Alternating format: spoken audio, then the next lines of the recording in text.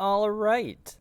In an effort to get a backlog going and in preparation for next month's VTuber video, we're going to do another Retail Revelations episode where I go through and talk about various stories from my time in retail. If you haven't watched the other videos, I used to work for Rite Aid, and since that company is bankrupt and defunct now, I'm pretty sure, I should be safe to talk about these topics. Not like I signed an NDA or anything anyway, but regardless. Today is the manager horror story episode. So sit down, get some popcorn or whatever, and prepare to hear some stories of the interesting people that I had the pleasure and displeasure of working with. And hey, the audio is probably going to be sounding a bit better from here on out. I switched some things around on my desk, we're trying some new things. So let me know how this audio is sounding in the comments, please. We're going to start at the top with the store manager. We're going to call him G. Interesting thing about G. Apparently, he used to work with my grandparents way back in the day. So that was cool. That was neat. But G was also kind of sexist.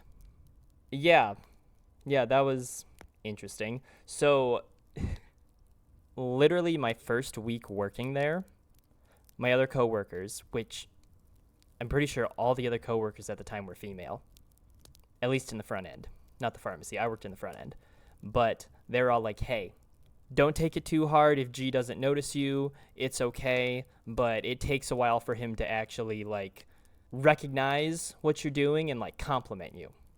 Literally within that first week, he complimented me. I also heard stories that apparently before I was hired, he told a pregnant woman she should go down to the abortion clinic down the street. Just not a great guy. Not a great guy. I definitely noticed that he was a bit more harsher toward the female staff. So another thing G did, right? Literally, there are multiple people there that would benefit from working at other locations. One coworker literally didn't drive, lived across town, and she would have to get a taxi to and from every day that she worked. But she lived right down the street from a different location. Whenever anyone would submit a form to G about switching locations, he would shut it down right off the bat. He'd be like, oh, no, I need you here. You can't go. I need you here. Would just shut it down right off the bat. So, near the end of my tenure, G goes in for knee surgery. And he's going to be out a while, obviously. Literally, the day that he had his surgery, myself and so many other people, just about the entire staff, put in their 2 weeks or transfer slips. By the time he got back, I'd say about 95% of his staff was gone and switched out with new people. So that should really paint a picture of what kind of guy G was. Moving on to the assistant store manager. We're going to call her Karen. She really stood up to the reputation, to the stereotype of being called a Karen. Yes, this Karen didn't have to say, I want to speak to your manager, because she was the manager. She has ascended the stereotype. So Karen here, apparently she used to work at my location, then left for a bit, then I was hired, and then she came back. From day one of her being back, she started targeting every front-end employee. Just one by one, down the line, she would find something that she didn't like that they were doing. She would bitch to their face. She would bitch behind their backs. And it was just creating this hostile work environment. I don't know how I managed to be the last one that she targeted. Absolutely ridiculous behavior. Especially because she was in her 60s. I would expect this kind of behavior from a 20-year-old, if that. It was ridiculous. She also had a knack for not doing her job.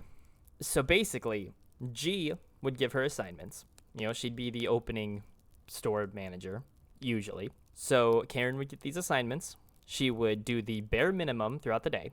And then when the closing staff would come in, i.e., myself and the store supervisor that I was closing with, because God forbid you have more than 2 people on duty in the middle of the night in a bad neighborhood, prone to being robbed, you know? So myself and whoever I was closing with, we'd come in around 3:30 or something. And Karen would hand off all the work that she should have gotten done throughout the day to the store supervisor, which is kind of like just a fancy term for manager, but without the pay of being labeled a manager.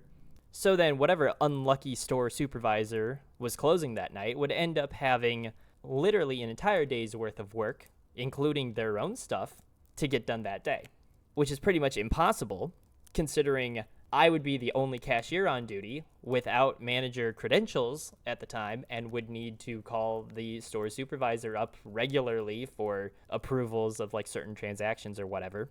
And then at like 9 o'clock, the store supervisor would have to start counting up the drawers and the money. So literally they'd have an entire day's worth of work to get done in like 6 hours if they're lucky before having to count the drawers and start the closing stuff.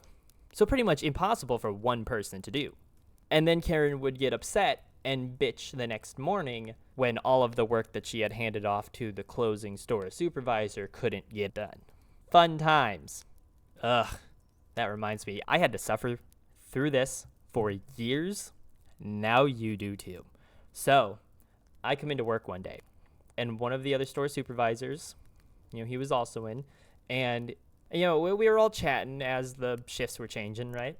And the store supervisor that I was closing with mentions being able to put his leg behind his head. And Karen, just out of nowhere, says something like, oh yeah, back in college, I could put both legs behind my head. It made me really popular with the boys or some shit like that. And I'm just like the Peter Griffin meme before it became a thing. I'm just like, who starts a conversation like that? I just clocked in. Like, come on now. I didn't need to hear that. I wish I could forget that. God, I wish I could forget that. Anyway, so I kind of trolled Karen when I left. So yeah, at one point near the end of my time there, Karen reached out to me and she was like, hey, with G having the surgery, you should step up a bit coming up and, take on the shift supervisor role. And so I did. And she waited like an entire month to train me. And then the day that G was getting his surgery came along, pretty much that same week that I was trained, which is when I put my 2 weeks in because I had another job lined up that paid a lot better. So on my way out, I kind of trolled Karen a little bit. So there are these blue plastic containers we called totes. Basically, that's what the truck delivered. That had all the stock in it. And on Saturdays, we would stock the shelves, and we would have just stacks and stacks of these. And then we'd have to, load them up on a dolly and wheel them one stack at a time out the back door. And out the back door, there was a pod, which was basically a large, shipping container. That's where, overflow and, holiday decorations and, stuff like that were stored. So more often than not, I was the one in charge of moving those totes, which sucked because Karen would always stack them up so high that I was nearly bent backwards at a 90-degree angle to get them through the doorway. And she knew this. Anyway, so we would stash the totes between the pod and the wall of the building on the closer end, so that way when the truck comes up the next week, it's easier to unload. On my last Saturday there, I made sure to wheel them to the opposite end of the pod and put them in a way to make it very difficult and tedious to put away because I knew she'd be the one to put it away. And I'm quite proud of that to this day. That minor act of rebellion, that was a big thing for me back then. I'm like, hell yeah, good for me. Moving on down the line, you know how I said that this location was prone to getting robbed? Well, shocker, it did a couple times. It was robbed twice while I was on duty, and both times I managed to avoid being the one on the receiving end of the weapon. Not sure how I managed that, but I can go into that in another episode if we're going to dive into the thievery episode or something like that. Anyway, after the first time the store was robbed, at least from when I started, the company hired a handful of security guards to watch the front. And the 3 that they hired, none of them did their jobs. I don't know where the company got these people. They were from the other side of the state, pretty much, something like that. And they would make the trip in the mornings and stay at a motel for a few days and then head back. So they were all pretty tired from traveling, and they'd be at my store the entire day, or at least they would swap out shifts throughout the day or whatever. We had one guy that would just sit by the lottery machine around the corner from the door the entire day, not even watching the front. He was just there. Half the time I forgot he was even present because he didn't say or do anything. He just sat there.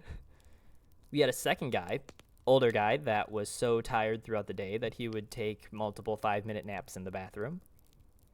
And we had this third guy who would stand on the opposite side of the door, right next to the registers, and the entire time he would either be striking up a conversation with the cashiers while they were ringing out people, or he would be on his phone getting into loud arguments with his significant other. Yeah, Karen ended up throwing those guys out. Probably for the best. Oh, but a few months later then, our head of security for the district or whatever, we'll call him A. He shows up one day.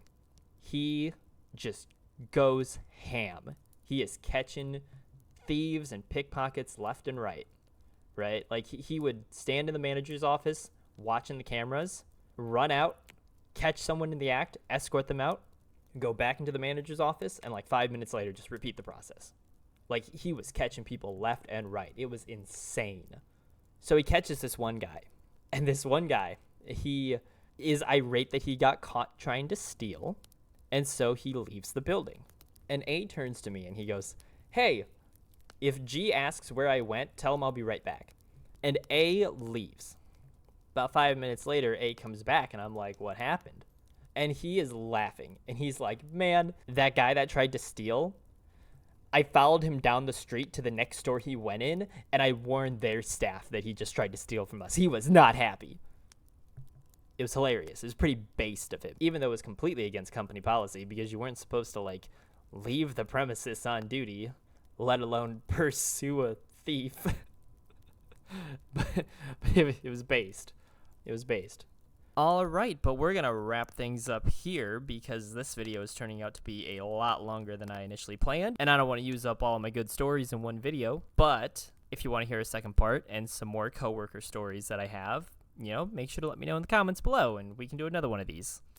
All right, well, I'll see you in the next video.